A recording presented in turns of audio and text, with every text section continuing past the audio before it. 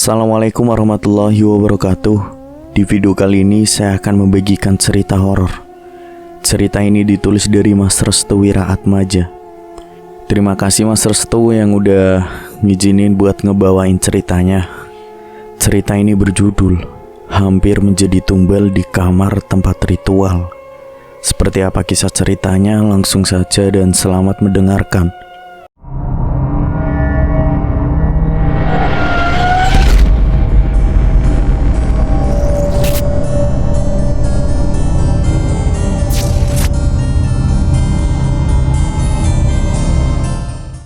Kisah ini diambil dari kisah nyata seorang mahasiswi asal Jakarta yang kebetulan melanjutkan studinya di salah satu universitas di Yogyakarta dan tinggal di kosan tempat pemujaan ritual terhadap salah satu sosok pesugihan di sana. Yogyakarta 2018. Sebut saja namanya Silvi. Dia merupakan mahasiswi di salah satu universitas terkenal yang ada di Yogyakarta. Hari-harinya dipenuhi dengan kegiatan akademik yang sangat padat, sampai-sampai dirinya lupa waktu untuk bisa kembali ke tempat kosannya. Karena kosannya agak jauh dari kampus, akhirnya ia mencari kos-kosan yang dekat dengan kampus. Tujuannya adalah agar ketika dirinya bisa mendapat penginapan yang jaraknya dekat dengan kampus. Akhirnya ia memutuskan untuk mencari kosan dekat kampus bersama teman-temannya, yaitu Ica. Ica pun merekomendasikan kosan murah dan berdekatan dengan kampus kepada Silvi. Kosan itu memang tidak banyak penghuninya, namun dengan harga yang murah. Tentu saja hal ini membuat Silvi ingin sekali menempatinya. Alhasil Silvi pun mengambil kosan yang jaraknya dekat dengan kampus itu. Awal-awal Silvi berada di kosan tersebut, ia merasa aman dan tidak merasakan gangguan sama sekali. Bahkan ia sendiri merasa nyaman dan tentram karena jaraknya yang dekat dengan kampus. Akan tetapi begitu sudah 3 bulan Silvi menempati kosan tersebut, ia merasakan kejadian-kejadian yang di luar nalar terjadi secara beruntun dan terus-menerus. Salah satunya teror bunga melati dan tusuk konde. Kejadian ini terjadi di saat Silvi baru pulang dari kegiatannya yang ada di kampus. Kurang lebih jam 5 sore Silvi pulang ke kosan sambil membawa lelah dan pikiran yang rumit. Entah mengapa, karena memang perasaan Silvi sendiri atau bagaimana, ketika dirinya memasuki kosan, Silvi mencium bau melati yang sangat pekat. Baunya seperti minyak wangi melati milik keraton yang sering dikenakan para orang-orang dalam keraton. Karena penasaran, ia pun mengecek sekitaran kosannya. Siapa tahu ada orang lain yang memang mengenakan minyak wangi tersebut. Akan tetapi ketika dirinya tidak menemukan siapapun yang ada di kosan, Silvi kembali lagi ke dalam kosan. Namun betapa terkejutnya Silvi ketika melihat di atas kasurnya telah penuh bunga melati yang sangat banyak. Sampai-sampai hal ini membuat Silvi merinding ketakutan ketika melihat bunga melati tersebut sudah ada di atas kasurnya. Ia pun kemudian membersihkan bunga-bunga itu dan membuangnya ke tong sampah. Beberapa hari setelahnya, Silvi mengecek seluruh kamar kosannya. Ia sendiri menemukan salah satu benda aneh yang terselipkan di kasur yang telah disediakan oleh pemilik kosan tersebut. Benda itu adalah tusuk konde. Silvi yang penasaran, ia pun mencoba mencari tahu arti dan makna dari tusuk konde tersebut kepada teman-teman kampusnya. Rata-rata mereka yang mengetahui hal mistis terkait tusuk konde itu mengatakan bahwa Silvi sedang menjadi incaran salah satu makhluk yang berada di kamarnya. Silvi tidak mempercayai itu, walaupun ia sendiri telah mengalami teror aneh seperti bunga melati yang tiba-tiba saja ada di kamarnya. Namun Silvi tidak mempercayai kalau dirinya menjadi incaran makhluk halus yang sering menerornya. Alhasil pada malam harinya Silvi mencoba untuk mengenakan tusuk konde itu di rambutnya. Sambil menghadap ke arah cermin, tiba-tiba Silvi seperti orang yang tak sadarkan diri. Ia sendiri seperti dibuat bergerak dengan keadaan yang tak sadarkan diri. Tangannya meliuk-liuk seperti orang yang hendak menari. Kepalanya berputar ke arah kanan dan kiri sambil menyanyikan sebuah lagu Jawa. Lalu beberapa saat kemudian wajahnya menghadap ke cermin. tepat di belakang Sylvie, ada sosok wanita mengenakan kebaya, sedang menggerak-gerakkan kedua tangannya sembari membisikkan lagu-lagu Jawa kuno di telinga Sylvie. Sylvie yang melihat itu langsung terkejut. Ia pun segera menghadap ke arah belakang dan melepaskan tusuk konde yang masih menyangkut di rambut. Setelah itu, Sylvie pun kembali menengok ke arah cermin, dan sosok itu masih ada di belakangnya sambil tersenyum ke arah Sylvie. Sylvie kembali terkejut dan menengok ke arah belakang lagi, secara perlahan menghilang. Semenjak kejadian itu, Sylvie menjadi yakin jika dirinya sedang diikuti oleh sosok tak kasat mata. Dua teror suara gamelan di malam hari. Beberapa hari setelahnya, kejadian aneh kembali terjadi. Kali ini adalah sesuatu yang membuat Sylvie sangat ketakutan. Teror itu adalah suara gamelan. Jadi ceritanya, setelah Sylvie selesai urusan dengan teman-temannya yang ada di kampus, Sylvie kembali ke kosan. Namun karena nongkrong terlebih dahulu, Sylvie pun datang ke kosan agak malam. Kurang lebih berkisar jam 8 malam. Saat dirinya sudah sampai di kosan, Sylvie langsung bersih-bersih lalu beristirahat. Namun di saat dirinya hendak tidur, tiba-tiba Sylvie mendengar suara gamelan. Suaranya sangat mirip seperti gamelan Jawa. Sylvie pun merinding seketika. Dia langsung terbangun untuk menengok keluaran sekitaran kosannya. Di saat Sylvie keluar kosan, betapa terkejutnya Sylvie saat melihat luaran kosannya yang sepi sunyi. Bahkan ia pun menyadari bahwa tidak ada kegiatan gamelan di malam hari, terlebih lagi di sekitaran kosannya. Semenjak saat itulah Sylvie memiliki pandangan jika kosan yang dihuninya adalah kosan berhantu. 3 teror sosok wanita kebaya. Semenjak teror suara gamelan, Sylvie lebih suka untuk pulang ke kosan lebih awal. Ia juga meminta teman-temannya untuk menginap di kosannya walau hanya sehari. Hal ini dilakukan agar Sylvie tidak sendirian dan tidak mengalami hal-hal yang mengerikan seperti beberapa hari yang lalu. Namun tetap saja, teman-temannya masih belum bisa untuk menginap di kosan tempat Sylvie. Sylvie pun berada di kosan sendiri lagi. Akan tetapi kejadian yang mengerikan terulang kembali. Suatu hari saat Sylvie pulang ke kosan lebih awal, dia berencana untuk beristirahat lebih awal. Karena memang hari-hari selanjutnya akan pada jadwal dan kegiatan kampus. Sebisa mungkin Sylvie memperbanyak istirahat dan lebih sering berada di kosannya. Hari itu tepatnya malam Jumat. Sylvie tertidur lebih awal di jam 8 malam. Ia berencana ingin sholat tahajud agar semua ketakutannya hilang dan seluruh aktivitasnya menjadi lancar. Tepat jam 2 pagi, Sylvie terbangun. Ia kemudian mengambil air wudhu dan melaksanakan sholat tahajud. Usai melaksanakan sholat tahajud, Sylvie berdoa agar diminta perlindungan. Ketika semuanya telah selesai, Sylvie berencana ingin tidur kembali. Namun di saat Sylvie baru merebahkan tubuhnya, tiba-tiba ia mendengar seorang yang sedang bernyanyi lagu Jawa kuno di luaran kamarnya. Sylvie merasa ada yang aneh akan suara tersebut. Terlebih lagi, ia belum mendengar sekalipun para penghuni kosannya menyalakan lagu Jawa kuno tersebut. Karena penasaran, Sylvie pun bangkit dari kasur dan mencoba untuk mengecek sekitaran kosannya. Sebenarnya ada rasa takut yang muncul saat Sylvie keluar dari kosannya. Tapi dia kembali menguatkan tekadnya untuk mencari tahu apa yang sebenarnya yang disembunyikan oleh pemilik kosan tersebut. Hingga berbagai macam hal mengerikan benar-benar terjadi.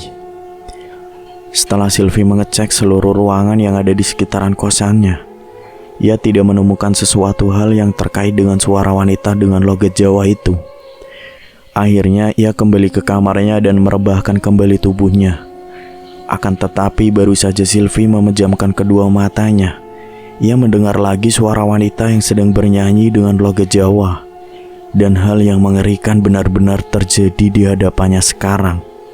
Saat Sylvie membuka kedua matanya, Sylvie melihat dengan jelas sosok wanita dengan berpakaian kebaya sedang menari-nari di hadapannya. Sosok itu mengajak Sylvie untuk menari bersama. Seluruh tubuh Sylvie seketika menjadi beku dan tidak bergerak saat itu juga. Keringat dinginnya mulai bercucuran deras, manakala sosok itu mulai menggerangi tubuhnya. Perlahan sosok itu membisiki sesuatu kepada Sylvie dengan ucapan Jawa yang berisi, "Aja mulih saka kene, aku wis nyatu karo awakmu. Jangan keluar dari sini, aku sudah menyatu dengan tubuhmu." Sosok itu menggerak-gerakkan tangannya sambil berjalan mundur. Beberapa saat kemudian sosok itu menghilang dan meninggalkan wewangian melati persis saat pertama kali Sylvie mencium bebauan tersebut. Setelah kepergian sosok itu, tubuh Sylvie bisa bergerak kembali. Ia kemudian menangis terseduh-seduh karena baru kali ini melihat secara jelas penampakan sosok wanita mengenakan kebaya sambil membisikkan sesuatu kepadanya. Keesokan harinya, Sylvie pun menemui pemilik kosan.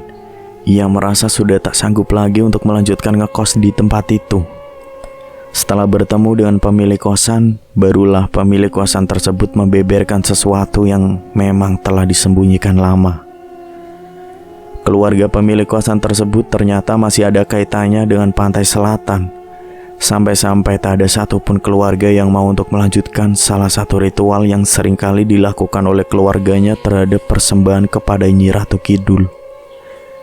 Alhasil dampak atau imbasnya terhadap orang-orang yang ada di sekitaran. Dan ternyata kosan yang dihuni oleh Sylvie dulunya adalah tempat yang digunakan untuk melakukan lelakon. Karena itulah Sylvie seringkali diteror dengan teror yang bermacam-macam. Sylvie pun menambahkan kalau dirinya disebut-sebut sebagai orang yang sudah menyatu dengan sosok wanita kebaya itu. Pertanyaan itu membuat pemilik kosan sedikit terkejut. Ia sendiri tidak percaya jika Sylvie akan menjadi pilihan bagi sosok wanita kebaya yang mana dia adalah satu dari banyaknya utusan Nyi Ratu untuk dijadikan wadah penerus dari ritual yang telah dilakukan secara turun-menurun. Mendengar penjelasan itu, pemilik kosan meminta Sylvie untuk tidak meninggalkan kosan terlebih dahulu karena ditakutkan ada beberapa hal yang mungkin saja bisa membahayakan pada Sylvie. Sylvie tidak bisa melakukan apa-apa. Ia sendiri merasa sudah sangat tertekan dengan segala teror yang selama ini dirasakannya selama berada di kosan tersebut. Alhasil ia pun menghubungi keluarganya yang berada di Jakarta. Sylvie menjelaskan maksud hal tersebut.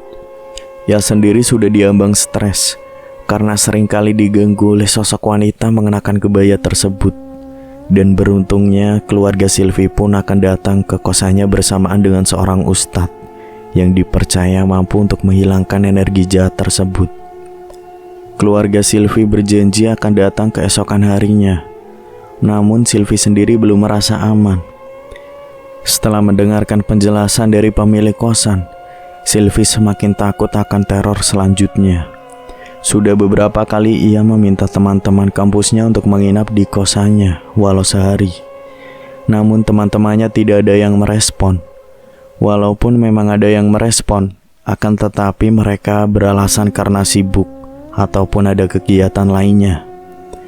Sylvie merasa tertekan di situ.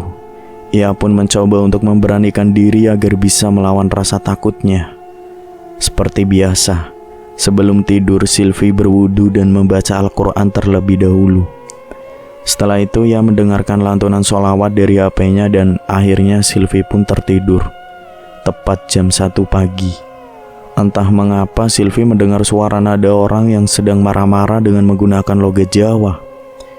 Namun suara itu seperti sangat familiar di telinga Sylvie dan secara kebetulan Sylvie pun membuka matanya. Namun ketika ia membuka kedua matanya, pandangan Sylvie terarah pada sosok wanita mengenakan kebaya dengan rambut yang sudah acak-acakan. Kali ini wajah dari sosok itu berubah 180 derajat. Yang tadinya sangat cantik, kini berubah sangat buruk dan benar-benar mengerikan. Sosok itu memarahi Sylvie sambil mengarahkan kedua tangannya yang memiliki kuku sangat panjang ke arah wajah Sylvie. Sylvie sontak langsung menutupi wajahnya dengan selimut dan kuku-kuku panjang itu tetap mencakar-cakar wajahnya. Sylvie berteriak minta tolong agar sosok itu menghilang. Namun cakaran itu masih berasa di sekitaran wajah dan kepalanya. Sosok itu berucap dengan logat Jawa dan dengan nada yang meninggi. Aja mulih, aja mulih. Sylvie tetap berteriak minta tolong, hingga akhirnya ada suara ketukan pintu dari luaran dan membuat sosok itu menghilang. Sylvie masih terdiam sambil menangis dengan wajah yang ditutupi oleh selimut. Mbak Sylvie kenapa? Ada apa-apa kan? Tanya pemilik kosan. Sylvie langsung membuka selimutnya dan berlari ke arah pintu. Ia meminta kepada pemilik kosan agar tidur bersama di rumahnya. Pemilik kosan pun mengabulkan permintaannya. Untuk sementara, Sylvie tidur di rumahnya yang berada di lantai bawah. Barulah keesokan harinya, keluarga Sylvie datang ke kosan Sylvie bersama dengan seorang ustadz. Ustadz itu bernama Ustadz Adib. Ia sendiri merupakan guru ngaji Sylvie sewaktu masih tinggal di Jakarta dan mengaji di madrasah miliknya. Karena bertemu dengan guru madrasahnya, Sylvie pun mencium tangan beliau sebagai rasa takzim. Barulah pembahasan dimulai. Sylvie menceritakan secara detail kejadian dari awal mula ia berada di kosan hingga teror yang terus-menerus mengganggunya. Berlanjut penjelasan dari pemilik kosan. Ia sendiri menjelaskan bahwa kamar yang digunakan oleh Sylvie adalah kamar bekas ritual salah satu anggota keluarganya yang memang masih ada kaitannya dengan Nyi Ratu Kidul. Mendengar hal itu, Ustadz tadi pun meminta kepada pemilik kosan untuk bisa mengecek kamar kosan Sylvie. Pemilik kosan itu menyetujuinya. Setelah tiba di depan kamar kosan, Ustadz Adib meminta kepada yang lainnya untuk tidak masuk terlebih dahulu. Pintu kosan tetap dibuka lebar, namun mereka semua tidak diperkenankan masuk ke dalamnya. Ustadz tadi pun segera mencari satu energi yang menjadi inti dari segala teror yang benar-benar mengganggu Sylvie. Alhasil ia pun menemukan sebuah tusuk konde yang berada di meja cermin tempat Sylvie bermake up. Tusuk konde itu adalah inti dari teror-teror yang menyerang Sylvie. Ustadz tadi bertanya kepada Sylvie, "Milik siapa tusuk konde itu?" "Tidak tahu Pak Ustadz, aku menemukannya di bawah kasur," jawab Sylvie. Ustadz Adib langsung membawa tusuk konde itu dan menyuruh kepada Sylvie untuk membakarnya. Hal ini dikarenakan selama tusuk konde itu masih ada, maka tubuh Sylvie masih terikat terhadap sosok wanita yang mengenakan kebaya tersebut. Singkat cerita, Sylvie pun membakar tusuk konde itu sambil membacakan basmalah. Pemilik kosan itu tidak bisa berkutik. Ia juga tidak tahu menahu mengenai tusuk konde itu karena memang dirinya tidak tahu secara pasti akan keberadaannya. Setelah membakar tusuk konde, Ustadz tadi pun meminta kepada Sylvie agar segera diruqyah. Sylvie pun menyetujuinya. Ia pun diruqyah di rumah pemilik kosan. Saat proses ruqyah dilakukan, tiba-tiba Sylvie kesurupan. Ia kesurupan sesosok wanita yang merupakan wanita kebaya tersebut. Sosok itu marah-marah sambil mencela Ustadz Adib karena telah ikut campur dalam permasalahannya. Namun setelah sosok itu dipaksa untuk keluar, tiba-tiba Ustadz Adib merasakan kontraksi pada tubuhnya. Sosok itu menertawakan Ustadz Adib. Namun Ustadz Adib tidak menyerah. Ia segera membacakan beberapa ayat ruqyah dan memaksa sosok itu agar keluar dari tubuh Sylvie. Alhasil sosok itu berteriak minta ampun. Ia sendiri meminta maaf karena telah meneror orang-orang yang ngekos di tempat Sylvie. Usut punya usut, ternyata Sylvie bukanlah orang yang pertama yang diteror sosok itu. Ada beberapa orang lainnya yang pernah diteror bahkan dirasuki sosok itu. Menurut pengakuan Ustadz Adib, salah satu anggota keluarga pemilik kosan telah menjadikan kamar itu sebagai kamar tumbal bagi orang-orang yang memasukinya dan akhirnya mereka yang telah terikat akan sulit untuk bisa keluar dari genggaman sosok itu. Singkat cerita, sosok itu mau keluar dari tubuh si Sylvie karena memang wadah dari sosok itu sudah hangus. Ustadz tadi berhasil membersihkan kosan itu dari cengkraman sosok wanita berkebaya yang merupakan suruhan dari salah satu anggota keluarga pemilik kosan. Pada akhirnya, Ustadz Adib meminta kepada pemilik kosan untuk diadakan doa bersama dengan tujuan memagari rumah dan kosannya dari kiriman salah satu anggota keluarganya yang berniat mencari tumbal dari orang-orang yang ngekos di tempatnya. Permintaan itu dikabulkan oleh pemilik kosan. Setelah pengusiran sosok yang memasuki tubuh Sylvie telah selesai, keluarga Sylvie pun langsung membereskan semua barang-barang Sylvie dan berencana untuk kembali lagi ke Jakarta. Sejak kejadian itu, mereka yang berada di sekitaran kosan menjadi aman dan tentram. Bahkan kabar baiknya, pemilik kosan berhasil merenovasi kosannya menjadi lebih besar lagi. Dan teror demi teror yang ada di kosan tersebut akhirnya selesai. Tempat itu menjadi nyaman karena telah dibagari dengan doa. Hikmah dari cerita ini adalah agar selalu waspada terhadap hal-hal yang berada di sekitaran. Jangan memakai barang-barang yang memang memiliki kesan klinik atau mistis. Dan tetap meminta pertolongan kepada Tuhan agar selalu dilindungi olehnya. Terima kasih buat teman-teman yang udah dengerin dari awal aku cerita nyampe sini. Saya pamit undur diri. Wassalamualaikum warahmatullahi wabarakatuh.